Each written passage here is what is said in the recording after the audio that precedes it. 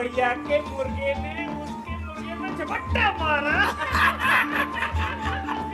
ये है दीप नारायण सिंह की आलिशान हवेली। काफी रईस मालूम होते हैं। काफी बिहार के बड़े जमींदारों में से एक है और ऊपर से अपना तिजारती कारोबार भी है।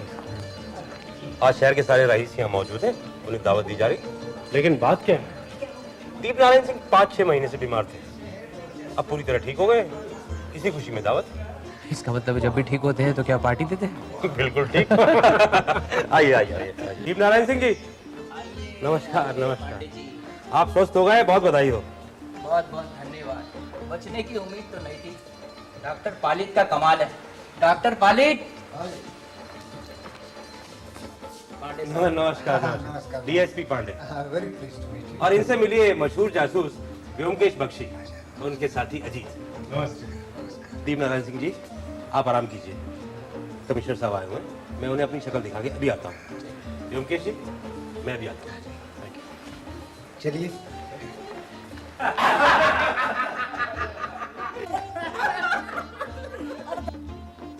ये गेंडा कौन है? ये गेंडा दीप नारायण बाबू का भतीजा है, देव नारायण बाबू। निपट गवार और टाटका उल्लू, यही इस सारी संपत्ति का वारिस है। और वो जो उसके दोनों तरफ दुबले पतले से है वो कौन? वो उसके यार दोस्त हैं, हाँ में हाँ मिलाने वाले चमचे हैं। वो है बेनी प्रसाद, और उस तरफ जो बैठा ना वो लीलाधर बंसी। और वो दूसरी तरफ जो बूढ़ा है वो यहाँ के स्टेट का मैनेजर है, मगर हाँ पहुंचा हुआ धुरंधर है।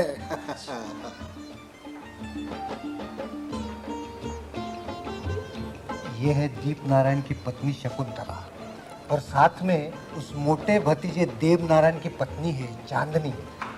बच्चा भी उसी का ही है। बच्चे को साथ क्यों ले आए? जो नर्स को दिया। मैं अभी पांडे जी, ये शकुंतला देवी और दीप नारायण की शादी कुछ बेमेल सी नहीं है? शकुंतला देवी तो करीब 24-25 की लगती है। ये दीप नारायण सिंह जी की दूसरी शादी है। दूसरी? और पहली? पहली की गुजरने के बाद की दूसरी शादी। कोई वंश रक्षक तो होना ही चाहिए। दीप नारायण सिंह ने ये शादी शकुंतला पर मोहित होकर की है, सिविल मैरिज। और वैसे भी लड़की इनकी जात की नहीं है। काफी प्रगतिशील मालूम होते हैं। अच्छा मैं चलता हूँ, मुझे रात मरीज के पास भी जाना है, और कल सुबह यहाँ के दीप नारायण बाबू का इंजेक्शन भी देना है। इंजेक्शन क्या अब तक चल रहा है? हाँ चल रहा है, हफ्ते में एक बार लीवर एक्सट्रैक्ट दे रहा हूँ। बस 2 इंजेक्शन और बाद में बंद। क्या बात है इंस्पेक्टर, सब खरी तो है? सर एक बहुत बुरी खबर है। मैं आप ही के पास आया हूँ डॉक्टर पालित। आपके डिस्पेंसरी में चोरी हो गई है। अरे क्या हुआ? करीब 9 बजे मैं थाने से घर की तरफ जा रहा था। रास्ते में आपकी डिस्पेंसरी का दरवाजा खुला पाया, ताला भी टूटा हुआ था। अंदर जाकर देखा तो टेबल के सारे ड्रॉवर्स भी खुले थे। लगता है चोर ड्रॉवर्स में से रुपए पैसे चुरा कर भागा है। वैसे मैं कांस्टेबल वहां तैनात करके आया हूँ सीधा आपको बताने के लिए। आप जल्दी जाइए। अच्छा सर, मैं भी चलता हूँ। घर जाकर वर्दी बदल कर वापस आना है।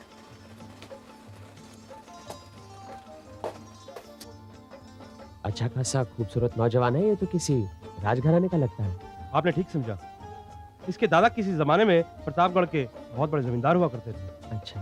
हाथ खराब होने की वजह से इसने पुलिस में नौकरी ले ली, और वैसे भी लड़का काफी होशियार है। जी से बात करके पूछ लेंगे तो। अरे ब्योमकेश बाबू, अच्छा हुआ आप आ गए। चलें, जल्दी जाना है। दीप नारायण बाबू गुजर गए। क्या? हाँ, इंस्पेक्टर रतिकांत का फोन आया था।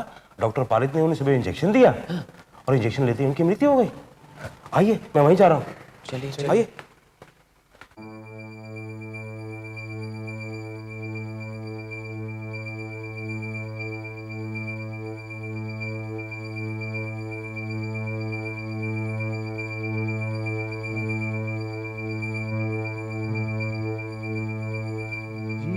पोस्टमार्टम करवाना जरूरी है। और ये शीशी भी रखी है। Yes sir. घर के और लोग कहाँ हैं? सर, बाकी के सब लोग ऊपर हैं। डॉक्टर मिस मन्ना शकुंतला देवी जी के पास है। Lady doctor? जी, वो यहाँ की फैमिली डॉक्टर है। शकुंतला जी की हालत देखकर उन्हें यहाँ बुलवा लिया। बहुत अच्छा किया आपने। आइए, उधर बैठते हैं। आइए प्लीज।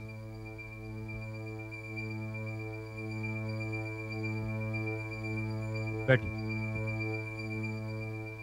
वो क्या है, सुबह करीब मैं 8 बजे यहाँ आया था, और मैंने उन्हें लीवर एक्सट्रैक्ट का इंजेक्शन दिया था। इंट्रामस्कुलर इंजेक्शन, कोई खास बात तो थी नहीं। लेकिन धीरे धीरे दीप नारायण बाबू लेट गए, और उनकी आंखें बंद हो रही थी। कहने की कुछ कोशिश तो उन्होंने जरूर की, लेकिन उनके मुंह से आवाज नहीं निकली। तो मैंने फौरन उन्हें एड्रेनलिन दिया, लेकिन कोई फायदा नहीं हुआ। बस 3-4 मिनट में ही उनकी सांस बंद हो गई। मौत की वजह क्या हो सकती है? मुझे पहले तो लगा कि एनाफ्लेटिक शॉक से मौत हुई है, लेकिन कुछ कह नहीं सकते। जहर भी हो सकता है। जहर है या नहीं ये तो पोस्टमार्टम की रिपोर्ट के बाद ही पता चलेगा, लेकिन आपने जो इन्हें वो शीशी दी उसमें क्या है? लीवर एक्सट्रैक्ट की शीशी है वो। मौत तो इंजेक्शन देने के साथ साथ हुई है। क्या हम कह सकते हैं कि मौत की वजह यही इंजेक्शन है और इस शीशे में जहर है? लगता तो यही है, लेकिन कल शाम मैंने इसी शीशी से एक मरीज को इंजेक्शन दिया था। वो तो सही सलामत है। ये शीशी क्या हमेशा आपके बैग में ही रहती है? जी, कल रात ये बैग कहाँ था? डिस्पेंसरी में। तो इसका मतलब जब डिस्पेंसरी में चोर आया तो बैग वहीं था? हाँ जी। डिस्पेंसरी कौन बंद करता है, आप? नहीं नहीं, कंपाउंडर। तो कल रात उसने किस समय डिस्पेंसरी बंद की? कल रात चोरी की खबर सुनते ही मैंने कंपाउंडर को डिस्पेंसरी में बुलवाया था। वो कह रहा था करीब शाम को 7 बजे उसने डिस्पेंसरी बंद कर दी और वो घर चला गया। तो वहाँ किन किन चीजों की चोरी हुई, आप कुछ बता सकते हैं? कोई खास बात तो नहीं, लेकिन टेबल की दराज से कुछ रुपए, कुछ अठन्नी चवन्नियां, बस। अब समझ में आया कि चोरी का असली मकसद क्या था। क्या? चोर रुपए पैसे के लिए नहीं आया, उसने लिवर एक्सट्रैक्ट की शीशी बदल दी। शीशी बदल दी? या फिर डॉक्टर पालित की शीशी में अपनी सिरिंज से जहर मिला दी। बात तो एक ही है। मतलब चोर को मालूम था कि सुबह दीप नारायण को इंजेक्शन देना है। बिल्कुल। हाँ, इसीलिए हत्याकारी ने इसका फायदा उठाया है। सर, मुझे पहले लगा था कि गलती से मौत हो गई है।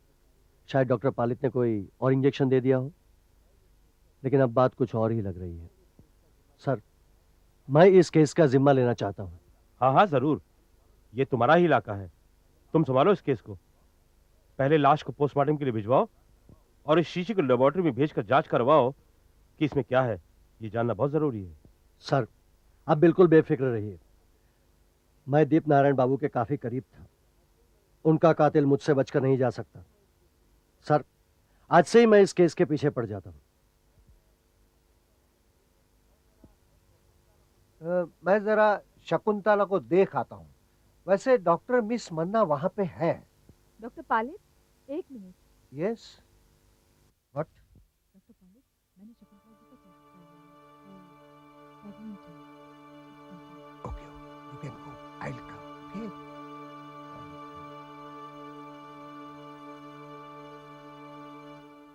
क्या कुछ नई खबर है? खबर तो है, लेकिन कोई नई खबर नहीं। कल रात ही मुझे शक था।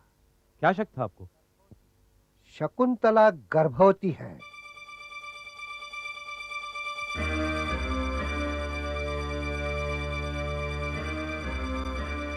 मुझे तो लगता है कि हत्या है, लेकिन जिस शख्स का ये काम है बहुत ही सतर्क और चालाक है। अब सवाल ये उठता है कि दीप नारायण की हत्या से किसी को क्या फायदा? फायदा सिर्फ उस मोटे देवनारायण का हो सकता है। वो कैसे? दीप नारायण बाबू बिना संतान के गुजर गए। जाहिर है पूरी संपत्ति का अकेला वारिस होगा। बिना संतान के ये अभी नहीं कहा जा सकता। शकुंतला देवी के यहाँ लड़का हो गया तो? दीप नारायण को ये मालूम नहीं। शायद नहीं।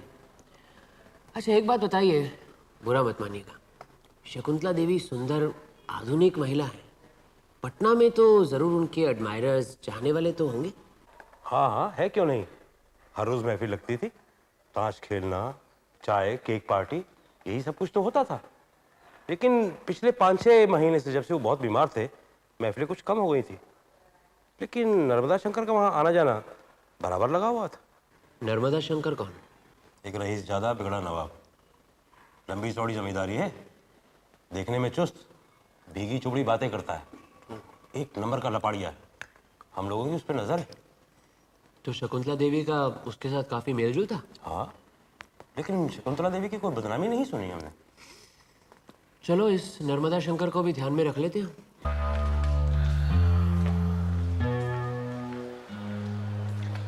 चारों तरफ छानबीन करने के बाद में कुछ पता चला? कुछ खास तो नहीं, लेकिन एक बात साफ नजर में आती है कि खिड़की के जरिए किसी को भी घर के अंदर बुलाया जा सकता है।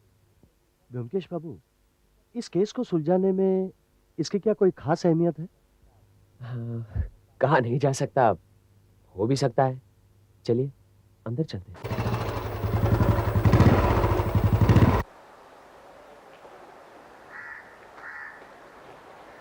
कहिए नर्मदा शंकर जी, यहाँ आने की तकलीफ कैसे की? सुना है दीप नारायण बाबू अचानक गुजर गए। क्या हुआ था उन्हें? माफ कीजिएगा, इसके बारे में हम आपसे कुछ नहीं कहना चाहते। कोई बात नहीं, बेचारी शकुंतला, उस पर क्या गुजर रही होगी। मैं उससे हमदर्दी के 2 शब्द कह के आता हूँ। शकुंतला देवी से फिलहाल कोई नहीं मिल सकता, और ये सब लोकाचार का वक्त नहीं है। इंस्पेक्टर जी, गेट की कांस्टेबल से कह दो हमारी आज्ञा के बिना अंदर कोई नहीं जाएगा। Okay sir. फिर आप ही शकुंतला देवी को हमारी हमदर्दी पहुंचा दीजिए। चलता हूँ।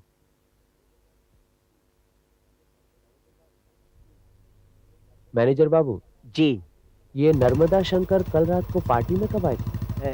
वो कब आए थे ये तो मुझे नहीं मालूम, लेकिन मैं जब 6:30 बजे यहाँ आया था तो नर्मदा बाबू शकुंतला देवी से बातें कर रहे थे। तब तक पार्टी में कोई मेहमान नहीं आया था।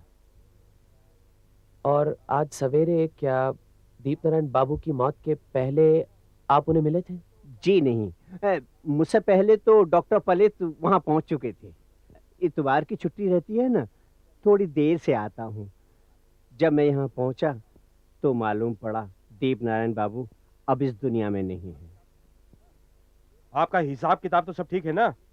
शायद मुआयना करना पड़ेगा। जी, वो तो सब ठीक है, आप मुआयना कभी भी कर सकते हैं। सिर्फ एक 12,000 की पेमेंट की रसीद को छोड़कर। कौन सी पेमेंट? वो 8-10 महीने पहले दीप नारायण बाबू के हुक्म से 12,000 रुपए डॉक्टर पलित को दिए थे, उसकी रसीद नहीं है। क्यों? क्या है कि डॉक्टर बाबू ने तो उधार के रूप में रुपए मांगे थे, लेकिन दीप नारायण बाबू ने दान के रूप में दे दिए। उसकी रसीद लेने से मना कर दिया था। मैनेजर, घर वालों से कह दो कि हम अंदर आ रहे हैं। जी अच्छा। इंस्पेक्टर, ध्यान रखो।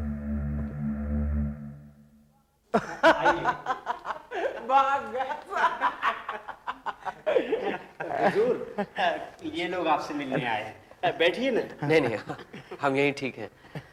आपके साथ वो दूसरे सज्जन नहीं है? वो तो अभी अभी झांक कर छुप गए कहीं। अब वो लीलाधर, अरे वो अंदर गया है गुसल खाने में। अच्छा, गुसल खाने से जो लोहे की सीढ़ी नीचे जाती है वहीं से उतर कर घर चले गए? अच्छा एक बात बताइए, आप शराब पीते हैं? जी नहीं, हम भांग लेते हैं। तो फिर ये तकिए के नीचे बोतल क्या है? अरे ये तो ताड़ी है। लीलाधर और बैनी प्रसाद पी रहे थे। अच्छा अच्छा, आपकी दुखित अवस्था में सब पीकर आपका मन बहला रहे थे। कहाँ गया? ठीक है।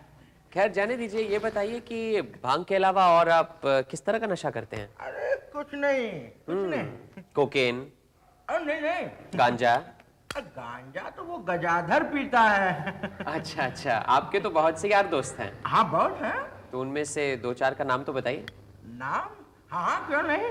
वो लीलाधर है, बैनी प्रसाद है और गजाधर सिंह है। गजाधर सिंह कौन? अरे गजाधर सिंह हमारा चौकीदार, भाई भांग पीसने में बहुत उस्ताद है। अच्छा अच्छा, और कौन? और बद्री लाल है जो रोजाना हमारी मालिश करता है। देखा किस रुतबे के यार दोस्त हैं। हाँ। अच्छा, डॉक्टर पालित भी आपका दोस्त है? डॉक्टर पालित? अरे हम उनका तो यहाँ से निकाल देंगे, बिल्कुल नहीं रखेंगे। वही तो हमारे चाचा का खूनी है, बताओ यार। आपके चाचा की मौत के बाद आप ही उनकी सारी संपत्ति के मालिक हैं। अब आप क्या करेंगे? क्या करेंगे? अरे क्या करूंगा? बहने? चलिए, यहाँ से तो और कुछ नहीं मिलने वाला। चलो।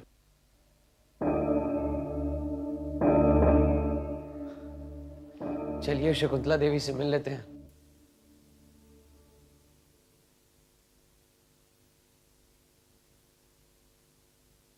बैठिए। माफ कीजिए, आपको परेशान करने आए हैं। इंसान की जिंदगी में कब कौन सी दुर्घटना होती है ये तो पहले से पता नहीं लगाया जा सकता, लेकिन आपकी पति की मौत के लिए जो भी कोई जिम्मेदार है उसे उचित सजा जरूर मिलेगी, ये मैं दावे के साथ कह सकता हूँ। बस इसी सिलसिले में आपसे दो एक सवाल करने हैं। उम्मीद है आपको कोई इतराज नहीं।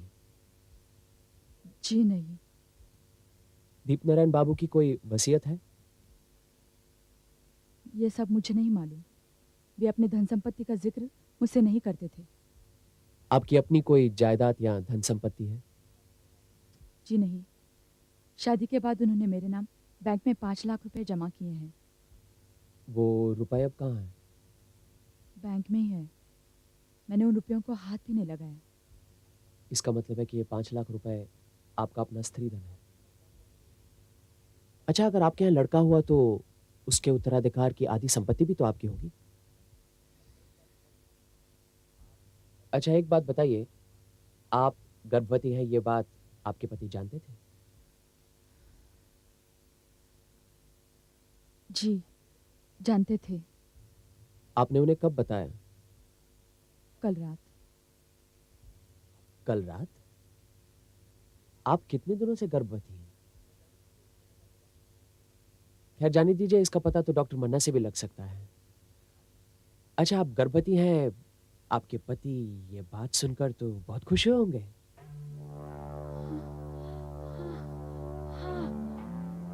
बहुत खुश हुए।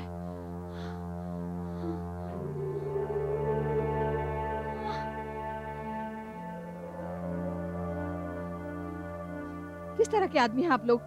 चाची जी को मारना चाहते हैं क्या? जाइए, फौरन बाहर जाइए और डॉक्टर मन्ना को अंदर भेजिए।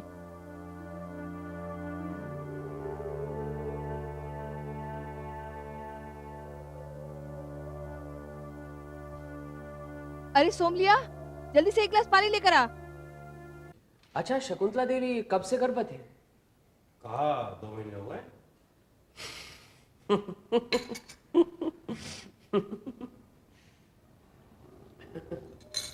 कहाँ खो गए होंगे?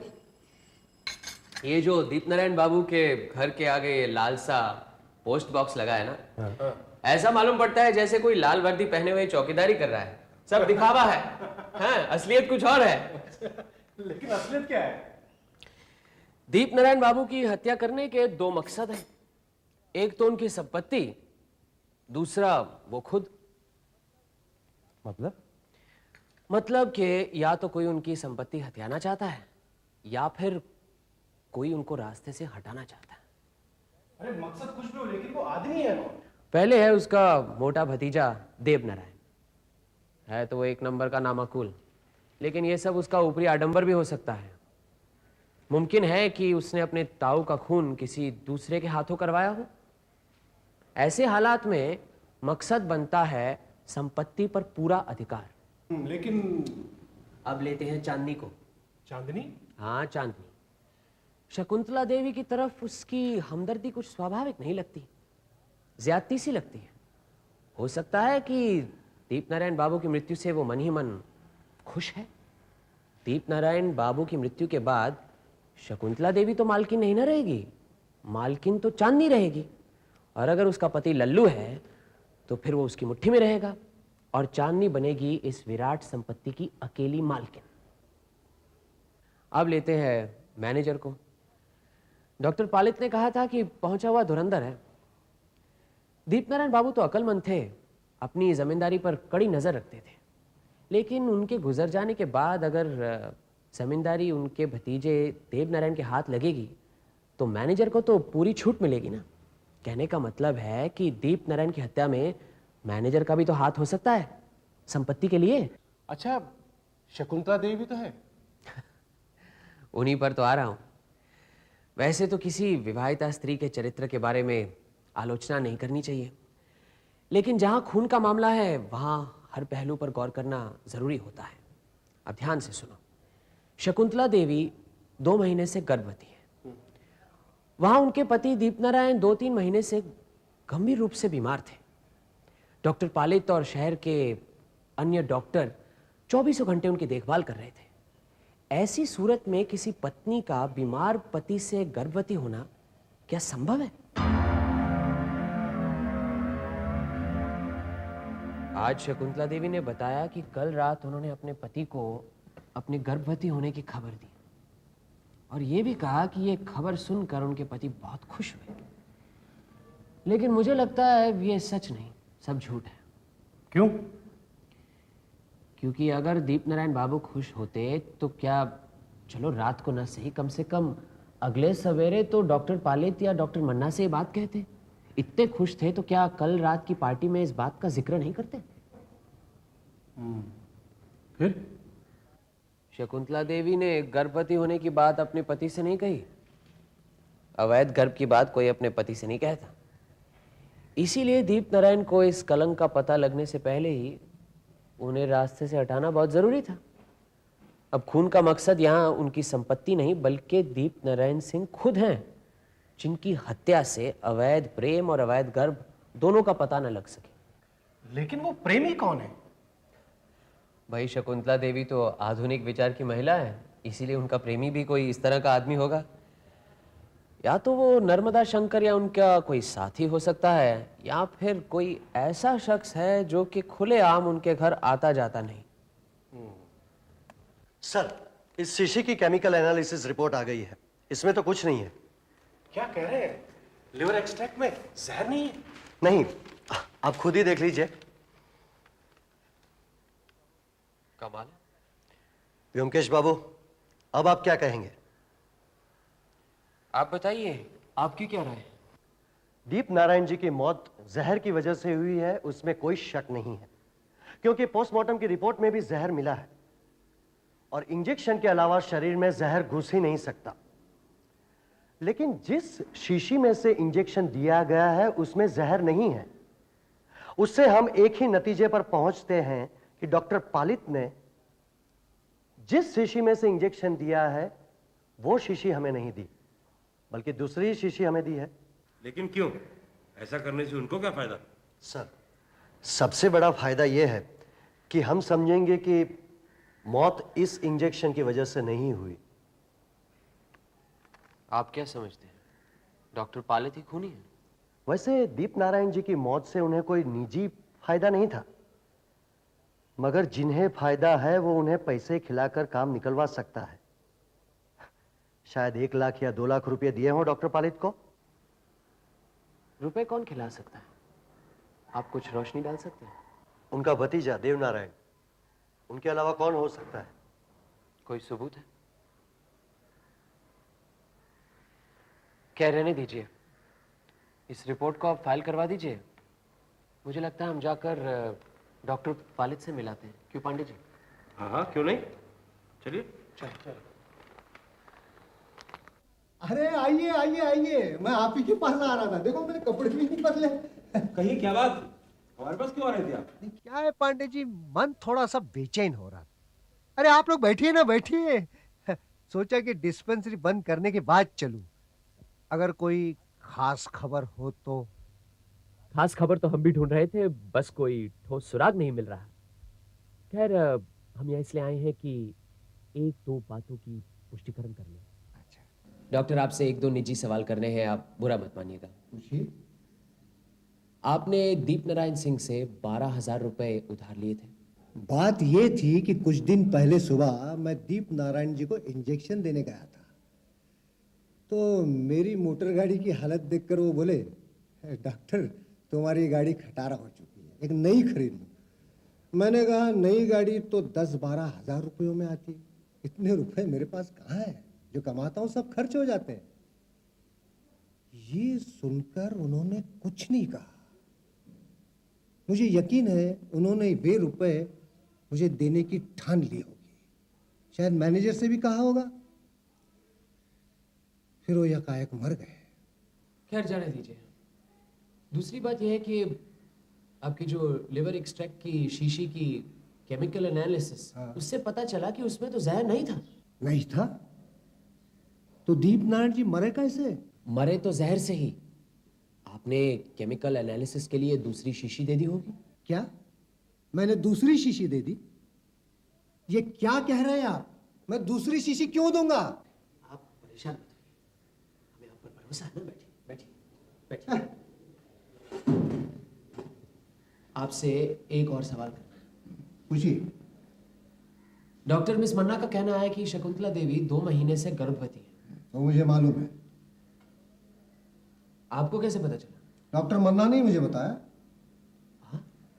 अच्छा अच्छा, 2 महीने पहले, या तो कहिए कि 3 महीने से दीप नारायण बाबू की तबीयत काफी नाजुक थी, यानी कि क्रिटिकल कंडीशन। यस।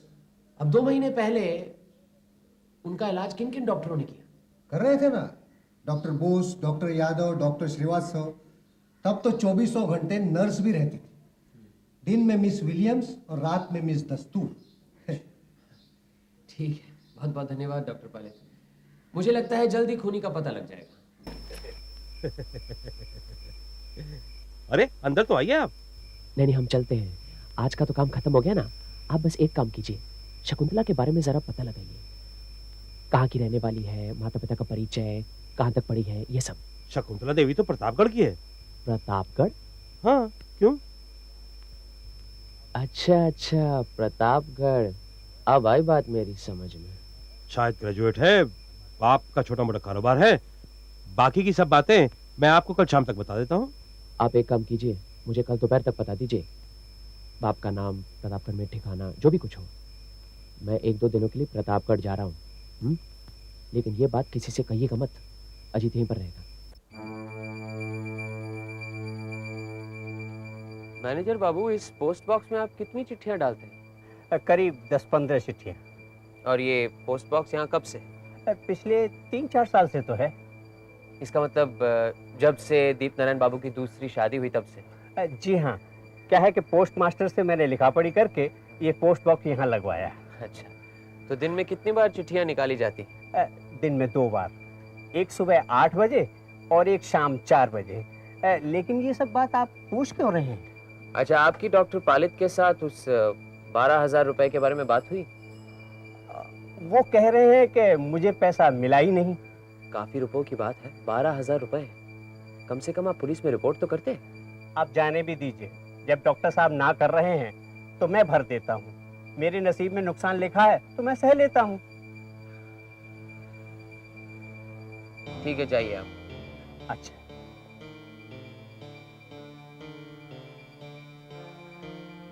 प्रतापगढ़ जाकर बहुत फायदा हुआ है। काफी कुछ पता लगा लिया है मैंने।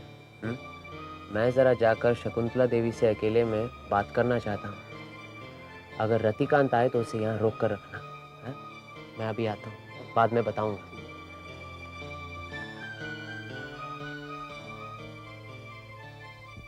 माफ कीजिए, आपको फिर तकलीफ देने आया हूँ, लेकिन आपसे कुछ जरूरी बातें करनी थी। क्यों? पुलिस ने तो पहले ही पहरा बिठा रखा है, मुझे भी यहाँ आने नहीं देते। वो तो मैं जबरदस्ती यहाँ चली आती हूँ। हमने क्या गुनाह किया है? देखिए, हम सिर्फ गुनहगार को पकड़ने की कोशिश कर रहे हैं। आपसे कुछ निजी बातें करनी है, इसलिए अगर आप मेहरबानी करके आप दरवाजे की आड़ से सुनने की कोशिश मत कीजिएगा।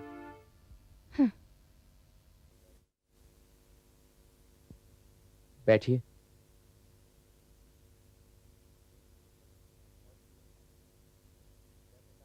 अब ध्यान से मेरी बातें सुनिए। मैं प्रतापगढ़ गया था।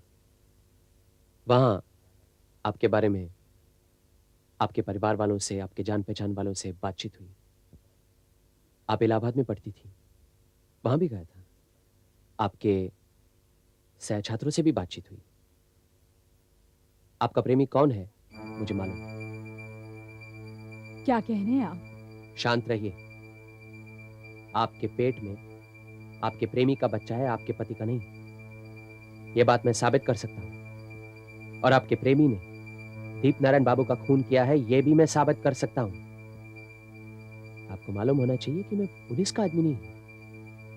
आपके पास जो 5 लाख रुपए है ना, उसमें से आधा यानी कि 2.5 लाख रुपए अगर आप मुझे दे दें तो मैं अपना मुंह बंद रखूंगा। अब बस मेरे नाम एक चिट्ठी बाहर के अहाते में जो पोस्ट बॉक्स है ना, उसमें डाल दीजिए। उसमें सिर्फ इतना लिखिए, हाँ, रात को 10 बजे के बाद पैरा हट जाएगा। बस आप जाकर चिट्ठी डाल देना, कोई नहीं देखेगा। ये रहा लिफाफा, इस पर मैंने अपना पता लिख दिया है। लोकल चिट्ठी है, कल दोपहर तक मुझे मिल जानी चाहिए। अगर कल तक मुझे चिट्ठी नहीं मिली तो मैं सारे सबूत जाकर पुलिस कमिश्नर को दे दूंगा। बस यही कहने आया था।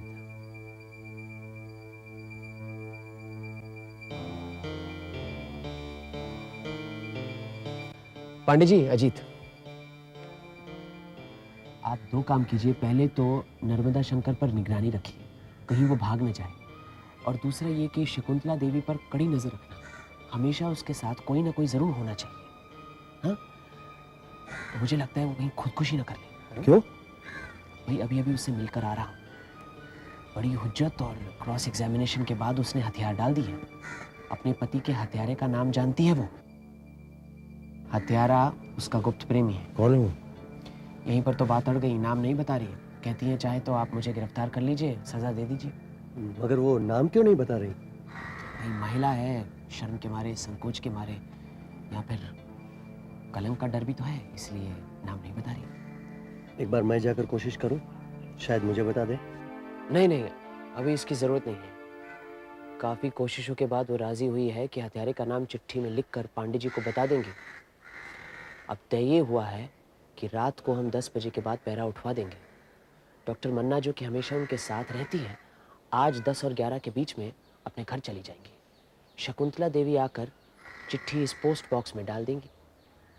लोकल चिट्ठी है पांडे जी, आपको कल 12 बजे तक मिल जानी चाहिए। इसका मतलब आपकी राय में डॉक्टर पालित अपराधी नहीं है? डॉक्टर पालित भी हो सकता है, लेकिन इसके बारे में अभी कुछ कहा नहीं जा सकता। नर्मदा शंकर भी हो सकता है, इसीलिए तो उस पर निगरानी रखनी बहुत जरूरी है।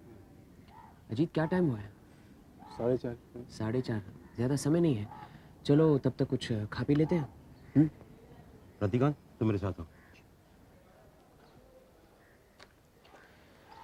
लगता है आज शमा परवाने का खेल खत्म हो जाएगा।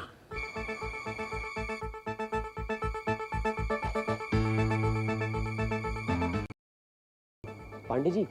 हाँ जी। सिपाही कितने हैं? 2। इंस्पेक्टर रतिकांत नहीं आ पाया। कोई बात नहीं, 2 ही काफी है। जी। हाँ, हम जाकर उन पेड़ों या मुंडेरों पर छुप जाएंगे। ठीक है। अजीत, तुम एक काम करो, तुम उस पेड़ पर जाकर छुप जाओ।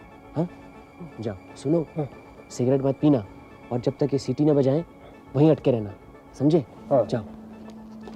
पांडे जी, मुझे लगता है हम इन मुंडेरों के ऊपर छुप जाते हैं। आप उन सिपाहियों को उधर भेज दीजिए। हाँ। ठीक है गणेश, तुम दोनों उन 2 पेड़ों पर चढ़ जाओ।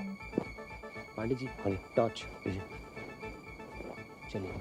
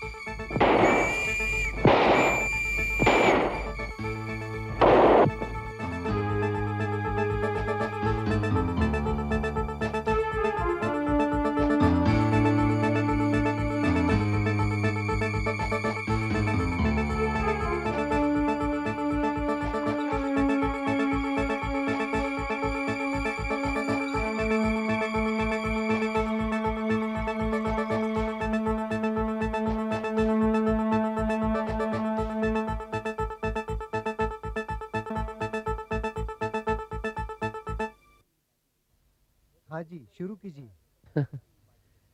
रतिकांत को मैंने पहली बार दीपनारायण की पार्टी में देखा। वहां पांडे जी ने बताया कि रतिकांत प्रतापगढ़ के किसी जमाने के धनी परिवार के लड़के हैं। जब मैंने शकुंतला देवी के बारे में पूछा तो उन्होंने बताया कि वो भी प्रतापगढ़ की है। तब बात कुछ कुछ मेरी समझ में आई। सारांश में बात कुछ यूं है, रतिकांत और शकुंतला देवी दोनों एक दूसरे से बेहद प्यार करते थे, लेकिन शादी में कुछ सामाजिक बाधाएं थी। बस फिर शकुंतला देवी पढ़ने के लिए इलाहाबाद चली गई। हॉस्टल में रहती थी। रतिकांत भी अक्सर वहां आता जाता था, लेकिन उसके घर की हालत कुछ ठीक नहीं थी, इसीलिए उसे नौकरी करनी पड़ी। अब संयोग की बात है कि उसी दरमियान दीप नारायण की मुलाकात शकुंतला देवी से हुई। दीप नारायण तो बस उसका रूप और यौवन देखकर फिदा हो गए। शकुंतला देवी मामूली घर की लड़की थी। उसके माता पिता ने दीप नारायण की संपत्ति वगैरह देखकर उसे दीप नारायण से शादी करने पर मजबूर कर दिया। शकुंतला देवी भी राजी हो गई। दोनों ने इलाहाबाद में सिविल मैरिज करवा ली। लेकिन रतिकांत ने शकुंतला देवी का पीछा नहीं छोड़ा। उसने भी किसी तरह तोड़-जोड़ करके अपना तबादला पटना करवा लिया। वहां पे दोनों अक्सर मिलते जुलते थे। अब दूर की रिश्तेदारी के नाते रतिकांत का भी दीप नारायण के घर आना जाना था। वहीं पर शकुंतला देवी से मुलाकात होती थी, लेकिन लोगों की नजरों से दूर। रात को शकुंतला देवी चिट्ठी लिखकर बाहर पोस्ट बॉक्स में डाल देती और निर्धारित समय पर रतिकांत वहां आ जाता। पिछली लोहे की सीढ़ियों से ऊपर चढ़ जाता। शकुंतला दरवाजा खोलकर उसका इंतजार करती। अब गौर करने की बात यह है कि वो पोस्ट बॉक्स शकुंतला देवी की शादी के बाद ही हवेली के हाथे में लगवाया गया था। अब काफी दिनों तक इस तरह चलता रहा, लेकिन कुदरत ने उन दोनों का साथ नहीं दिया। जब दीपनारायण बाबू कुछ दिनों के लिए बीमार पड़े तो शकुंतला देवी को पता चला कि वो गर्भवती है। अब क्या किया जाए? इसीलिए दीपनारायण बाबू को रास्ते से हटाना बहुत जरूरी था, क्योंकि उनकी मान मर्यादा इज्जत का सवाल था ना। फिर रतिकांत ने दीपनारायण को रास्ते से हटाने का प्लान बनाया। अब उसे पता था कि रोज सवेरे डॉक्टर पालित दीपनारायण बाबू को देखने आता है, और जहर भी हासिल करना उसके लिए तो मामूली सी बात थी। असल में डॉक्टर पालित की डिस्पेंसरी का ताला रतिकांत नहीं तोड़ा था, और फिर उसने जहर लेकर उस लिवर एक्सट्रैक्ट की शीशी में मिला दी। हमें पार्टी में आकर बताया कि डॉक्टर पालित की डिस्पेंसरी में चोरी हुई है।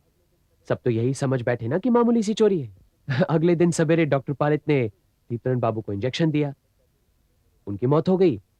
हम सब यही समझ बैठे कि लिवर एक्सट्रैक्ट की शीशी में जहर है। लेकिन रतिकांत ने एक और चाल चली।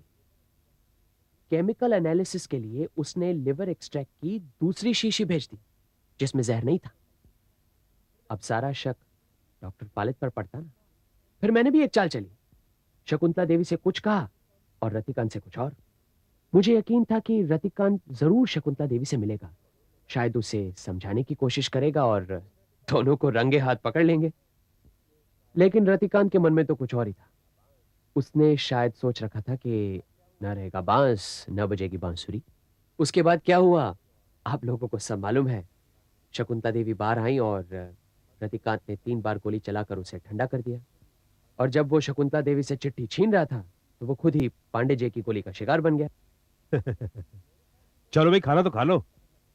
हाँ, लेकिन मेरे ख्याल से दोनों को जिंदा ही पकड़ना चाहिए था। नहीं नहीं नहीं, यही ठीक है। चलो खाना खाते हैं। चलो खाना खाते हैं, चलो।